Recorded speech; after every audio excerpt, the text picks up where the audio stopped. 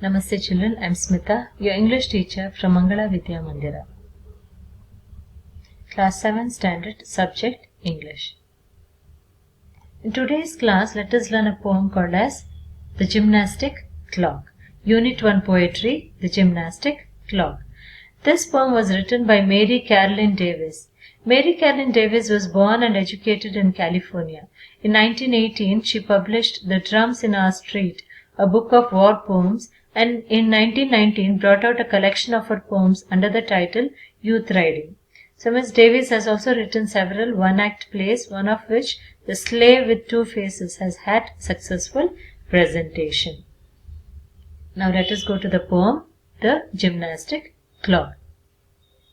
The little clock is friends with me, it talks as plain can be, and says each morning as it rises, now don't forget your exercises.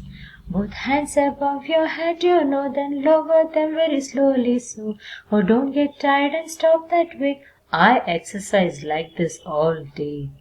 Right in its face, then I say, pooh, I wouldn't boast of it like you, but I can swing my arms round too, and so the clock then looks at me, and I look back, and I and he, each single morning when we rise, each single morning when we rise, just exercise and exercise. Okay, next, coming to the poem. In this poem, the poetess emphasizes that we should always keep working like a clock and never stop working. So, male poet, female poetess. Okay, she says that the little clock is her friend. It talks as plain can be. That means it talks the truth, the actuality, the fact of life. So, when the poetess wakes up, it tells the poetess not to forget to exercise.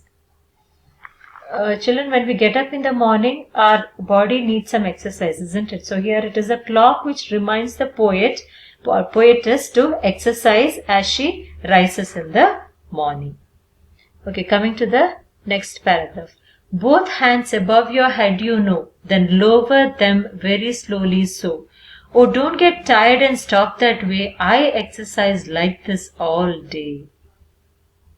Okay, the clock tells the poetess how exactly she should exercise, and it tells the poetess to exercise in a particular way.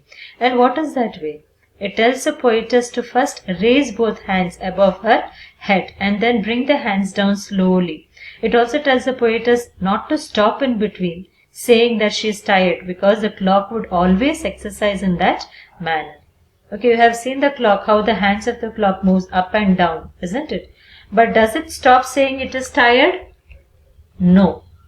Isn't it? It keeps exercising the whole day without a break. Right in its face then, I say, pooh, I wouldn't boast of it like you, but I can swing my arms round too. Children, see so many rhyming words you can find in this poem. Pooh, too, all these other you, all these other rhyming words.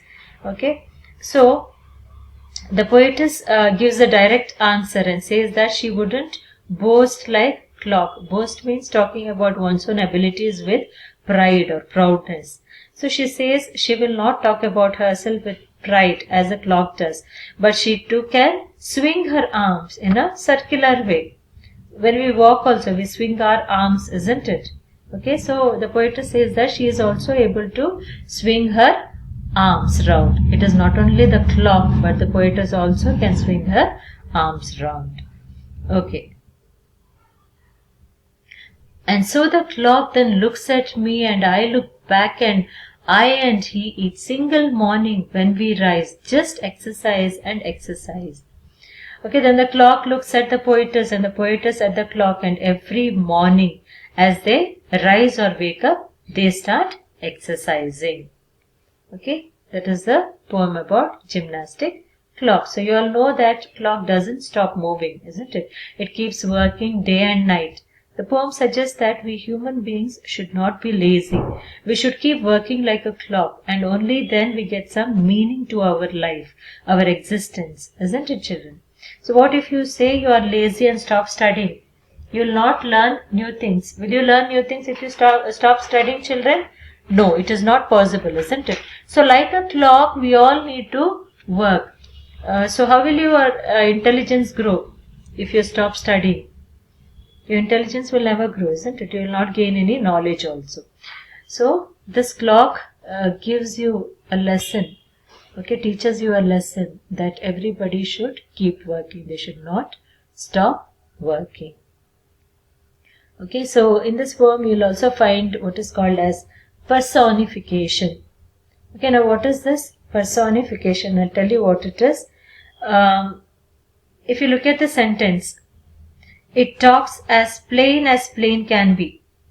Okay, the second line of the poem, it talks as plain can be. Can the clock talk? No. But we have given human quality to non-living thing, that is clock. This is called as personification. Okay, if you take some other examples like the sun smiled at me. Can the sunlight smile? No. But we are giving human qualities to non-living thing like a sun. That is known as personification. Okay, I hope you have understood the poem. That is the end of the poem, children. Okay, let us go to the homework part now.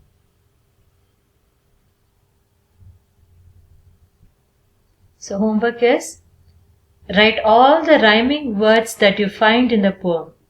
Okay, you are supposed to write all the rhyming words that you find in the poem. For example, me, be. You have learnt about the rhyming words, isn't it? Yes, so you have to find all the rhyming words that you find in the poem. The example is given, me, be. That sounds same, isn't it? Okay, now complete this homework and send it through WhatsApp. So along with this video, you'll also get the notes of the poem. Thank you, children.